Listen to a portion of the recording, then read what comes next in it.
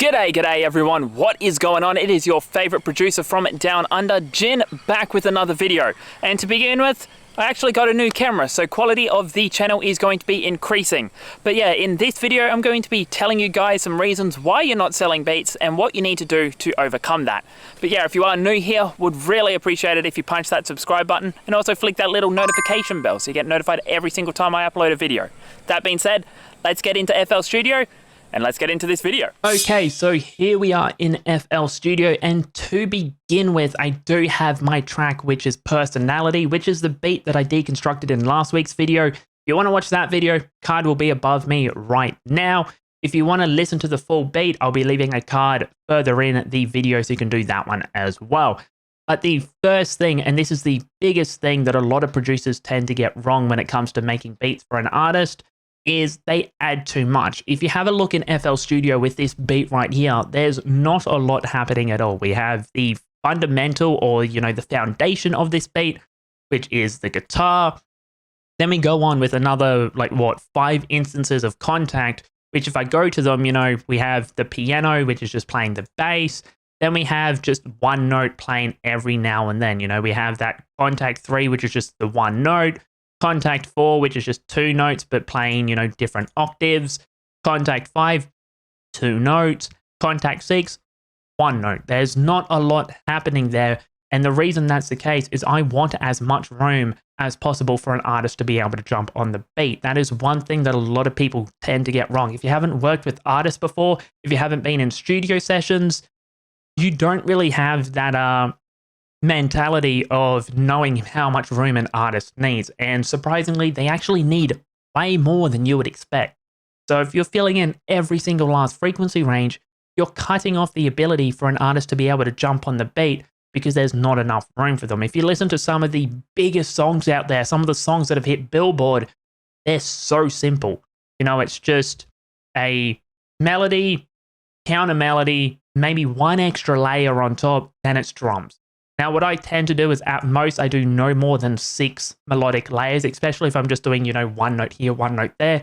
If I'm doing a lot of notes with a single sound, I tend to do about 3 to 4 at most. When it comes to the drums, I keep it simple yet again with just having an 808, a clap, hi-hats, a kick pattern, a couple of perks, just to kind of build the rhythm, build the bounce of what I actually want to do. Another thing that a lot of producers tend to do wrong, and I was guilty of this when I first started, and I'm still guilty of it of this day every now and then, is the upload and forget, where you upload a beat onto something such as YouTube, Instagram, Twitter, any of your socials, and you just forget about it, thinking, hey, look, I've uploaded it.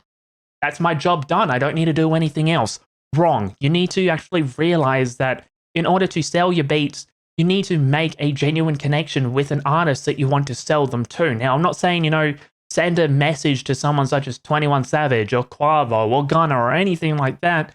What I tend to do once I upload a beat onto a platform such as Instagram is I go through the hashtags that I use. For example, looking for producer, I throw that as a hashtag in my beats, go down the rabbit hole of going down hashtags until I find a song from an artist that I can actually picture myself working with. I like their attitude, and I can actually see them performing on one of my beats because it suits their style of music. Once I actually do that, I send them a DM and I build rapport. I don't do your typical cold call where it's, hey, I've got beats, buy them here. You need to realize that so many people do that exact same method to artists to the point where it just gets ignored. You need to actually realize that when it comes to actually building connections and building rapport with artists, just trying to force your beats down their throat is not the way to do it. You need to, listen to one of their most recent tracks. And this is what I do personally.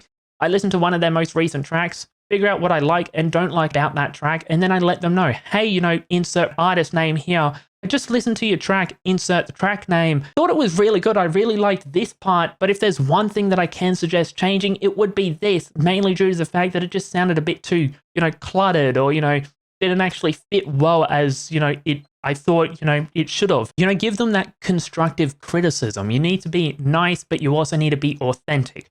Now, if you didn't like the beat at all, don't lie to them and say, I like the beat, or I can see you going somewhere if you don't like them or you don't like their flow. You need to be genuine. If you lie to an artist, they'll actually pick up on it later down the line, and that will be the relationship gone. You actually need to be open. You need to be honest with them.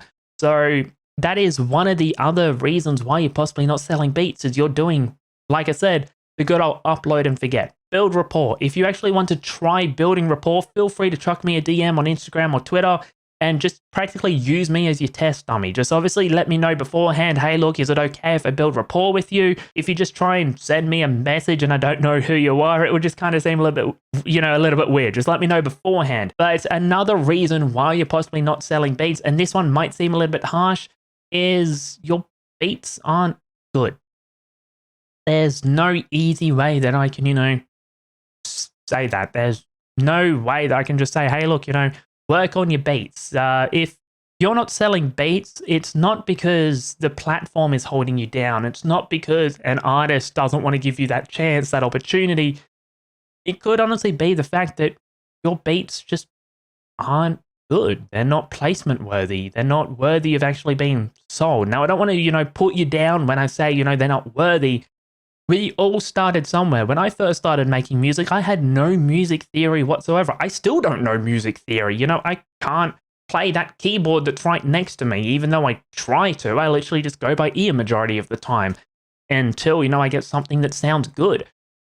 You just need to realize that sometimes you're the problem. And by reflecting and just saying, this is what's wrong, this is what I need to do to change, might actually be a way for you to actually start getting sales. Now, if you want someone to actually be really honest and give you constructive criticism, feel free, join my Discord, join the official BeatStars Discord, because I am a moderator over there, and I am willing to, give honest feedback when it comes to your tracks and what you're doing wrong or what you can actually change to make them a little bit better.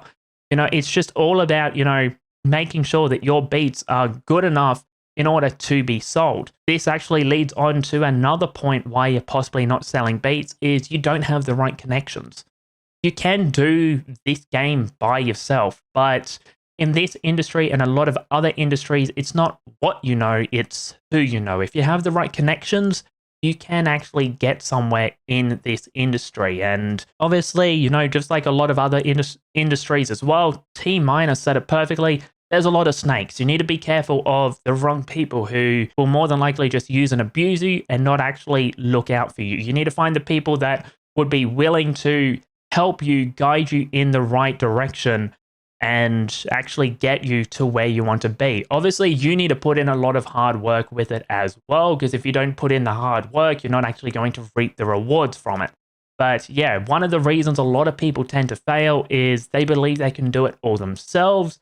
And whenever someone, suggests, hey, look, maybe try doing this, they don't listen to them. And it's like, oh, I know what I'm doing. It's my business. I'll run it the way that you want. That can work, but in certain contexts, it can actually do more damage than good. Sometimes people are actually trying to help you. But yeah, hopefully you did learn something with this video. I know it's something a little bit different compared to usual, but I've had so many people in the BeatStars Discord, my Discord, and a lot of my socials ask, why am I not selling beats? It's one of the most common questions that I get asked. So I decided to make a video about it, just kind of hopefully breaking down what some of the key points that, can be when it comes to not selling beats. If you do have any more queries, yet again, feel free to chuck me a DM in any of my socials. Join the Discord down below in the description. I'll also be leaving a link to the BeatStars Discord as well. We are a massive community over there. It is the official Discord of BeatStars as well. But yeah, thank you so much for watching. If you are new here, yet again, would really appreciate it if you punch that subscribe button and flick that little notification bell so you get notified every single time I upload a video. Yeah, that being said, thank you so much for watching yet again, and I'll catch you all next week for a regular video.